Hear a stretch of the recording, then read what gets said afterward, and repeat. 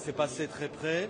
Ça montre bien, même de manière déformée, l'extrême tension qui traverse le pays et cet hémicycle, ce qui est bien normal. J'ai voté la censure. Je pense que c'était un signal qu'il fallait envoyer qui me semble au diapason avec la colère qu'il y a dans le pays, en particulier contre le président de la République. Le Cornu 2, c'est la manifestation de l'autoritarisme de Macron qui s'entête. Bon, on va maintenant rentrer dans un débat budgétaire. Je considère que le débat sur les retraites est un bouger que je ne veux pas mépriser parce que pour beaucoup de gens, ça a une conséquence concrète. Mais j'ai peur, au vu, y compris de la technique choisie par le Premier ministre pour que cela avance,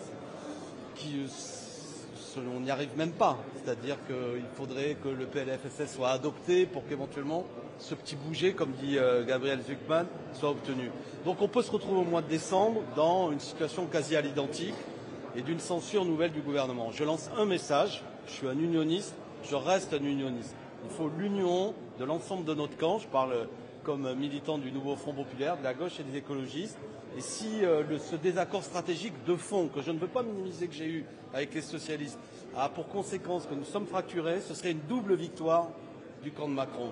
Donc désaccord aujourd'hui avec mes amis du Parti socialiste, je pense qu'il fallait voter la censure. Désormais, débat budgétaire, il va falloir se battre pour remporter des victoires. Mais quoi qu'il arrive dans les échéances qui auront lieu, en particulier les échéances sociales, mais aussi électorales, je crois que nous devons maintenir un front social uni pour une autre politique et en finir avec le macronisme, ce qui arrivera bien vite.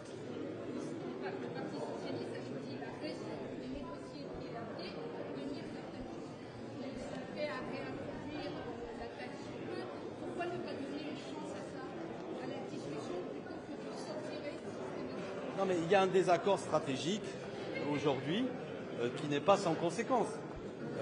Les députés socialistes pensent qu'il y a une chance et qu'on va gagner des choses. Je leur réponds, regardez, pour obtenir des choses, il faut, et en particulier le débat sur les retraites, l'amendement qui fait tant parler sur les retraites de suspension, il faut que l'ensemble du PLFSS soit adopté. Ce qui a lieu dans la configuration actuelle de l'Assemblée nationale, je ne suis pas convaincu que ce soit un bon PLFSS adoptable, sans compter qu'après, ça partira au Sénat, ça reviendra ici. Bref, il y a beaucoup d'embûches. Voilà, donc je continue à plaider d'abord que le désaccord que j'ai, c'est que maintenir le Cornu, c'est dire non à ce que ce soit un gouvernement de gauche et écologiste qui aurait pu avoir la main, lui, pour conduire une véritable abrogation de la réforme des retraites. Car le débat, ne tournons pas autour du pot. Ce qu'attendent les Français, c'est une abrogation. Si une suspension de quelques mois est un pas vers cela, pourquoi pas? Mais je dis qu'on va rentrer dans un débat budgétaire complexe, durant lequel il n'est pas encore évident que cela se conclue, ne serait-ce que par cette suspension. Donc face à cette complexité, moi j'ai fait le choix de faire simple, de plus compréhensible pour des millions de gens. Je vote la censure car de toute manière, l'existence même d'un Le Cornu 2, Le Cornu 3, appelez-le comme vous voulez, est toujours en fait le masque d'Emmanuel Macron qui s'arc-boute à accaparer le pouvoir, à ne rien lâcher, alors qu'il subit défaite sur défaite et il est de plus en plus rejeté dans le pays.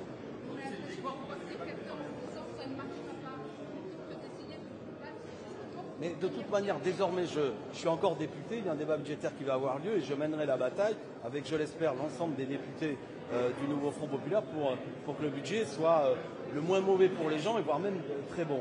Je réponds à une autre question. Je ne veux pas d'une victoire d'Emmanuel Macron. La victoire d'Emmanuel Macron, la double victoire d'Emmanuel Macron, serait le fait que, temporairement, de mon point de vue, son gouvernement reste encore en vie, politique j'entends, et ce serait aussi une défaite pour nous, si nous nous divisions sur cette affaire. Macron ne veut qu'une chose, c'est la fracturation du nouveau Front populaire, la division de la gauche et des écologistes. Il rêve de ça, il veut cela. C'est la raison pour laquelle il a dit soit après les européennes. C'est la raison pour laquelle aujourd'hui il continue à agir en pensant que nous sommes divisés. Je dis à tous mes amis, de l'ensemble du spectre politique du NFP, à mes amis de la France Insoumise, à mes amis socialistes, ne nous divisons pas. La division, c'est le cadeau à Macron. Aujourd'hui, là, je pense qu'il est heureux de cette non-censure, mais ne le rendons pas encore plus heureux en disant désormais, nous sommes irréconciliables. Moi, je reste un homme de l'Union, même si je l'accorde, c'est plus compliqué aujourd'hui parce qu'il y a eu un désaccord stratégique sur des questions quand même importantes aujourd'hui. Bon, il faut continuer à se battre. Vous savez, l'Union reste un combat.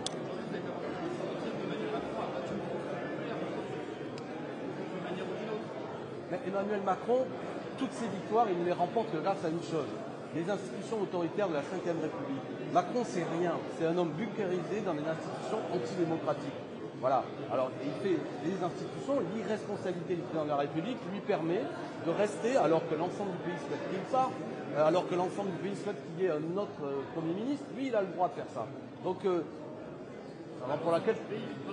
Pardon ?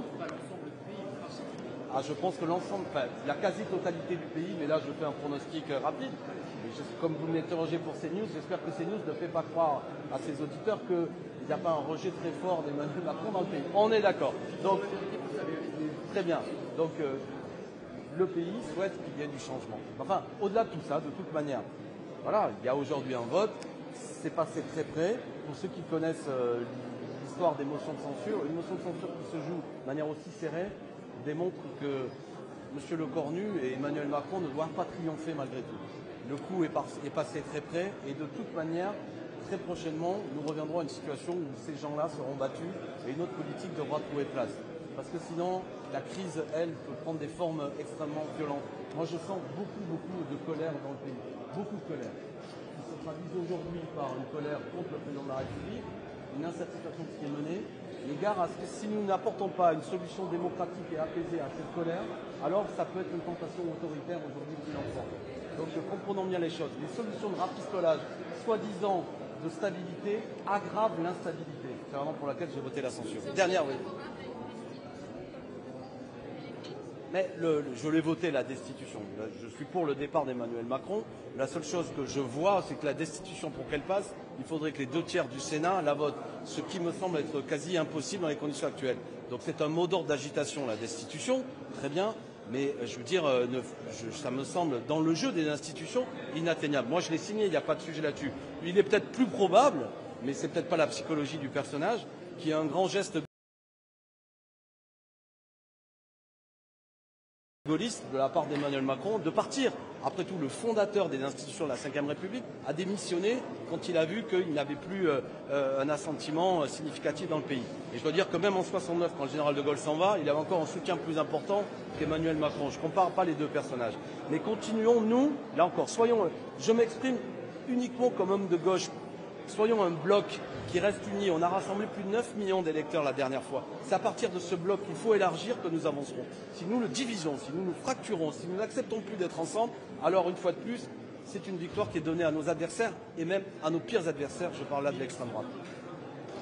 L'union est un combat. Vous savez, j'ai entendu des milliers de fois dire l'union de la gauche c'est terminé et chaque fois elle revit. C'est une longue histoire.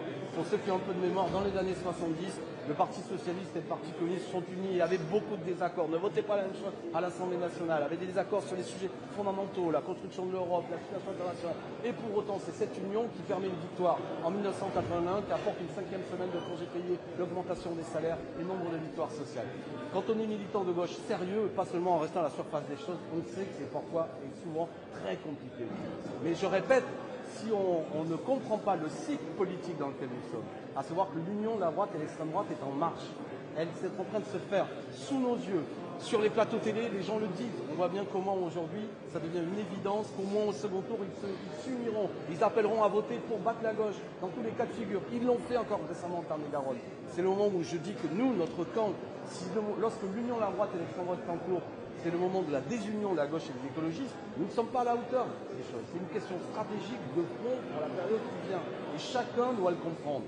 Les amis du Parti socialiste, les amis de la France insoumise, tous ceux qui par moment s'abandonnent, si je puis dire, à lâcher des phrases méprisantes pour les gens de notre camp. Alors, et ça après j'ai bien compris qu'il y avait une accord stratégique que je ne sous-estime pas. Mais j'essaie d'avoir de dézoomer et de voir ce qui est en train d'avoir lieu. Ce qui se passe aujourd'hui n'est qu'une manifestation, un dernier spasme, si je puis dire, du macronisme. Ok, ils ont quelques mois devant eux, très bien. Mais à la hauteur de ce qui est en train d'avoir lieu, c'est peu de choses. La roue de l'histoire est en train de tourner. La colère est terrible.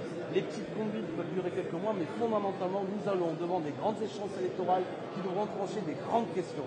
Et je suis d'avis que mon camp ne se disloque pas, qu'il reste uni, parce que la victoire peut être de notre côté. Parce que fondamentalement, le peuple français veut de la justice, de l'égalité, des mesures écologiques et de la démocratie. Et ça, c'est le programme sur lequel je me bats.